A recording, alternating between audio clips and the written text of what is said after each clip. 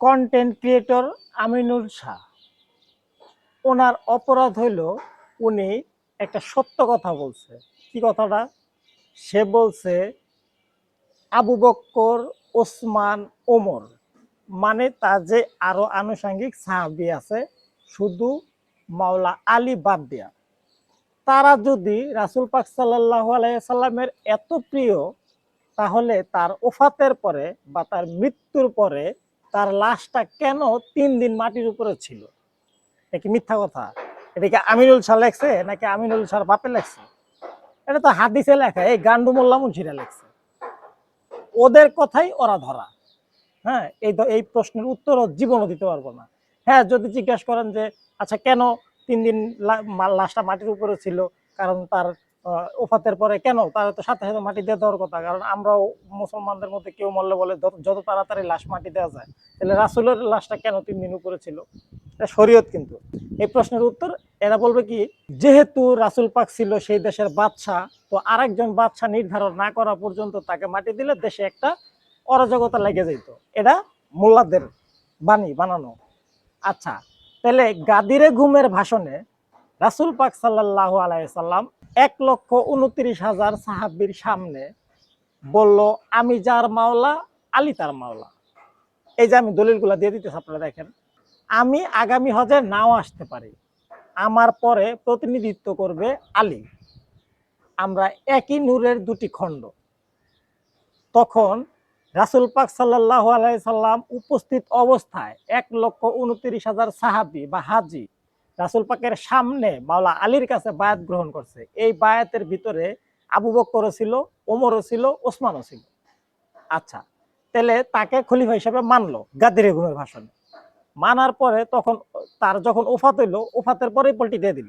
ওফাতের পরে এখন তাদের ক্ষমতা লাগবে। হ্যাঁ, এই কথাটা বলা কি অপরাধ? আচ্ছা, এই কথা যদি বলা অপরাধ হয়, তাহলে তুই প্রশ্নের উত্তর দে। তোকে প্রশ্ন করলাম। এখন এই জিনিসটা আর কি, এটা একটা মানে হজবরল, ঠিক না? এখন আমরা এটা একটু ভাঙি, যদি এটা হাকিকতে যাই, ওই যে কোরআন আল্লাহ পাক বলছে তোমাদের জন্য দুটি বিধান আমি বেঁধে দিলাম, একটা এলমে শরীয়ত আর একটা এলমে মিনহাজ, সূরা মায়েদার 48 নম্বর আয়াতে। এখন এলমে মিনহাজ কি? মানে গুপ্তবিদ্যা বা মরমিবাদ বা দেহতত্ত্ব বা আত্মতত্ত্ব বা কোরআনের হাকিকত, এই কথাটাকে কি বলে? হাকিকত বলে মহানবীর 4 জন সাহাবী, আবু বক্কর, ওসমান, ওমর, আলী, নাকি? এখন মহানবী, নবী তো শ্রেষ্ঠ কুলের শিরোমণি, তাকে পেতে হলে বা আল্লাহর দর্শন পেতে হলে বা আল্লাহর সান্নিধ্য পেতে হলে তোমাকে 4টা স্টেপ পার করতে হবে। কি কি? প্রথমেই আবু বকর। হ্যাঁ, আবু শব্দের অর্থ হইল পিতা, বকর শব্দের অর্থ হইল সত্য। তুমি যদি সাধনায় সিদ্ধি লাভ করতে চাও, তোমাকে হতে হবে সত্যের বাপ। তারপরে আসেন ওমর। ওমর শব্দের অর্থ বয়স।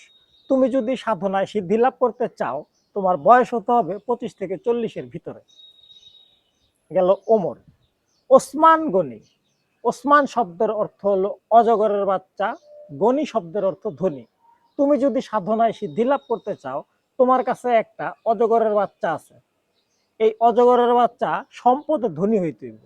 মানে তোমার হইতে হইব শুক্র নিয়ন্ত্রক, শুক্র রক্ষাকারী, আর এই বস্তুতে তোমাকে পরিপূর্ণ থাকতে হবে, এটা নষ্ট করতে পারবে না। হ্যাঁ, তুমি ব্যবহার করো, যখন তুমি সন্তান বা তোমার বংশ বিস্তারের জন্য তুমি ব্যবহার করবো, তুমি একবার ব্যবহার করতে পারো। যেরকম আমরা দেখি 18,000 মাকলুকাতের মধ্যে গরু, ছাগল, হাঁস, মুরগি, ওদের যখন বংশ বিস্তারের দরকার পড়ে ওরা তখন করে। আর আমরা সৃষ্টি সেরা জীব মানুষ হইয়া আমরা বিছনায়, লুঙ্গিতে, বাথরুমের চিপা, এখানে সেখানে বিভিন্ন জায়গায় আমরা এটা নষ্ট করি।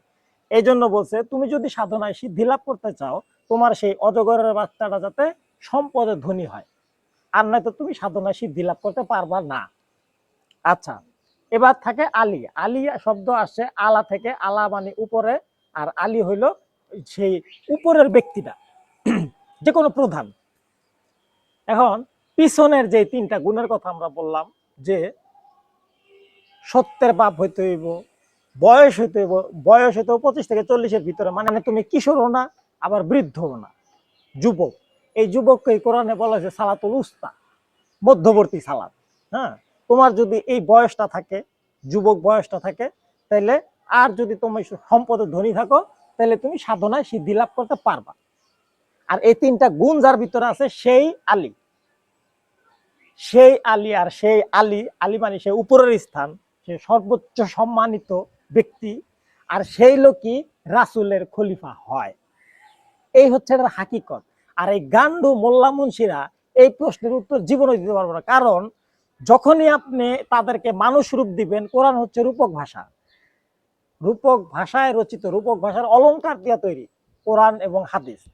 যখনই আপনি এদের মানুষ রূপ দিবেন তখনই আপনি এই যে এই প্রশ্নটার উত্তর দিতে পারবেন, যে এই আবু বকর ওসমান ওমর যদি এত প্রিয় হইল রাসূলের, তাইলে তার লাশটারে কেন উপরে রেখে 3 দিন নাটক করলো? হ্যাঁ, লজ্জিত না তাইলে মুসলমান জাতি? এই হচ্ছে এটার হাকিকত। তাহলে এখানে আমিনুল শাহর অপরাধ কি আছিল? সে তো প্রশ্নবোধক পোস্ট করছিল, যে সে যদি রাসূল যদি তাদের এত প্রিয়ই হয় তাহলে তার লাশটা কেন 3 দিন উপরে ছিল? এটা তো প্রশ্নবোধক। পারলে উত্তর দিতে ফকির নির্পলারা, পারলি না তো উত্তর দিতে। হ্যাঁ, আচ্ছা, এবার আরো মজার জিনিসটা হইলো, যেহেতু সে পোস্ট করার কারণে তাকে এলাকাবাসী বা তৌহিদি গান্ডু বলৎকারীরা তাকে ধরে তাকে দিয়ে ক্ষমা চাওয়াইছে। সে ক্ষমা চাইছে, সে বিনয়ী মানুষ, প্রেমিক মানুষ, সে ক্ষমা, তার ভুল ধরার সাথে সাথে সে সবার কাছে ক্ষমা চাইছে, এমনকি এলাকার চেয়ারম্যান, মেম্বার, মসজিদের ইমাম, ওই এলাকার হর্তাকর্তা যারা, সবার সামনেই সে সবার কাছেই ক্ষমা চাইছে, এমনকি দেশবাসীর কাছেও সে ক্ষমা চাইছে। কিন্তু তাকে ক্ষমাটা না করে তাকে আবার তার নামে মামলা দিয়ে তাকে অ্যারেস্ট করা হয়েছে। এখন সে তো সরকারি আইনে তার বিচার হবে।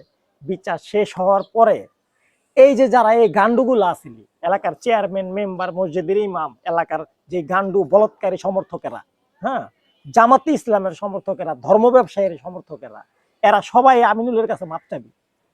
এরা সবাই এই আমিনুলের কাছে মাপ চাবি। কারণ তোরা যেহেতু মাপ করতে পারস নাই, তাহলে তুই মাপ নিছস কে? তাহলে আমার মাপ আমার ফেরত দে। হ্যাঁ, এই প্রত্যেকটা গান্ডু বলৎকারীরা প্রত্যেকে আমিনুলের কাছে ক্ষমা চাবি। আইব না? আইলে দৌড়ে যাওয়ার পা ধরে মাপ চাবি ফকির নির্পলারা।